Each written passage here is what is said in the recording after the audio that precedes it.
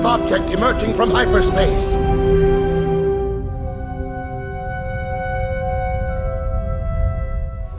What's the reason for the comparison between the prequels and the sequels? They're two completely different trilogies one isn't even finished yet, and they're from completely different decades. So what's the point of comparing them? Well, guys, I'm going to tell you. And they're a lot more similar as far as fan reactions than you guys might think. So let me paint the picture for you guys. In May of 1999, George Lucas and 20th Century Fox released Episode 1, The Phantom Menace, to theaters worldwide. Regardless of how the movie is received nowadays and what critics say about it now, upon initial release, reviews were much different. They were actually quite positive. It was only until later that the reviews started to kind of dip and go a little bit more negative, usually a couple months after its release. I mean, if you guys just want to listen to some of the initial reactions immediately after watching the movie in 1999, here are a couple right now. Fantastic. Go see it as quick as you can. It was better than all of them. I think the lightsaber battles were the greatest. It was good, dude. It was really good. So worth it. So worth it. They're gonna love it. They're gonna go nuts. It was amazing. Couldn't get enough of it. I want to see it again already. It was amazing. It was everything I thought it was going to be and more. Non-stop. Non-stop. Non-stop. I can't wait to see it in 3 hours. I'll be lining up straight in the line again. A lot of action, a lot of noise. It was cool. I thought it was fantastic. Yeah, it was really good, must say. I think it's going to be the hugest thing. The hugest thing. It was intense. It was incredible. I loved it. It was awesome. We got tickets for the 9 a.m. show. We're going to stick around and see it again. I thought it was better than Return of the Jedi, personally, so did a good job. I like the special effects. I thought Lucas did a really good job. I think that little Anakin Skywalker, and everyone's going to say it, stole that movie. Thumbs up or thumbs down? God, I'd put my feet up if I could. It's fantastic. Good special effects, good story. Lives up to the originals. A very good movie.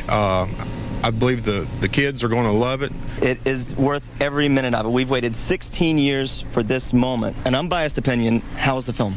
I'd give it a definite thumbs up. Fast forward all the way to 2015 with the release of Episode 7, The Force Awakens, and we can see another example of the reactions of the first chapter of a respective trilogy. Reactions for this movie were also incredibly high initially right upon release. In fact, you'd be hard-pressed to find any negative reviews that came out within the first month of its release. The movie was adored and loved by fans. In fact, there were several articles that would actually say, upon finding a negative review of the movie, that there were, quote, actually people who disliked Episode 7. Now, of course, if you look at The Force Awakens nowadays and you ask the average person, a lot of people might say it's okay, but it is very clearly a beat-for-beat remake of A New Hope. And while a lot of people might enjoy the movie, there are certainly a lot more negative reviews of the movie than there were upon its initial release in 2015, much like how there are a lot more negative reviews of The Phantom Menace than there were upon its initial release in 1999. If you want proof of this concept, simply go to IMDb, search up The Phantom Menace, and then filter the user reviews from oldest to newest. You'll find a lot of reviews have a 10 out of 10, and they simply say that the movie is amazing, well worth the wait. If you go down, though, you might find a couple reviews that say that the movie is amazing in their review, but their rating is a 1 or a 2 star. This is likely due to people coming back later realizing that they didn't like the movie and then they change their rating, but they can't take the review off the site. Now, if we take a look at the second movie of the trilogy, you'll find that the similarities even continue to go on. Episode 2 had a lot of pressure, and you'll find that a lot of the reviews of Episode 2, early reviews, say that it is, quote, much better than Episode 1. The pressure was high to outdo the first one after it was kind of eventually realized to be a bit of a disappointment. Now, many of you will also remember that Episode 8 had the exact same pressure, with a lot of people saying it just needs to be better than Episode 7. Since Episode 7 felt like such a beat-for-beat remake of Episode 4, we certainly didn't want Episode 8 to be a beat-for-beat remake of Episode 5. And with both movies, both Episode 2 and 8, we saw the exact same thing happen as Episode 1 and Episode 7. Initial reviews were incredibly high, crediting the movie for being far better than its predecessor, and yet, later on, with Episode 8 a little earlier on, the reviews started to dip. There was a very clear divide. As many of you know, Episode 8 has a 46% audience score on Rotten Tomatoes, while its critic score is incredibly high. The same can be said initially, of course, with Episode 2, with its critics actually saying the movie was better, But the fans and eventually the critics, of course, followed suit and said that the movie was bad, much like how people have said with The Last Jedi. Though the same with IMDb, you can't take your review off the site. Now, of course, as years pass, eventually the fans that grew up with the sequel trilogies are going to come back with a vengeance and say and defend these films to the death, saying that they are masterpieces.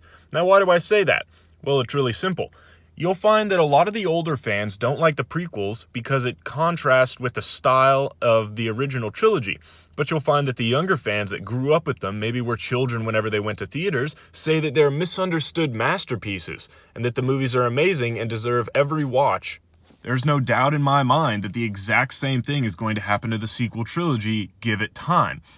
Take 10 years or so whenever, say, the next trilogy of Star Wars movies comes out, and when they meet with the exact same thing that happened to Episode 1 and Episode 7, they're going to say that the sequel trilogy is misunderstood, that the sequel trilogy is actually a bunch of very good films. And if you guys think that I'm reaching a little bit, I understand, but take this into account.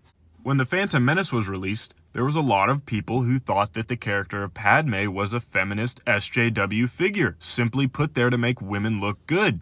Now we know from the sequel trilogy that the exact same thing happened with Rey and Daisy Ridley's character. Now, I'm not here to say that Padme is a Mary Sue, because if you just look at what she doesn't really exhibit any of those characteristics, unlike Rey. But the fact remains that there was a lot of people displeased with the prequel trilogy for their quote-unquote feminist icon of Padme and how they were trying to push an agenda, much like how people reacted to the sequel trilogy and the character of Rey. This is all simply to say that history repeats itself. If you think that the problems of the sequel trilogy are isolated to the sequel trilogy in our current day and time, you'd be incorrect. The same problems were around during the time of the prequel trilogy. History repeats itself. And when the next trilogy comes out, I have no doubt in mind that it will likely get incredibly positive reactions upon initial release. Then you're gonna get some skeptics who are eventually gonna say that the movie is bad.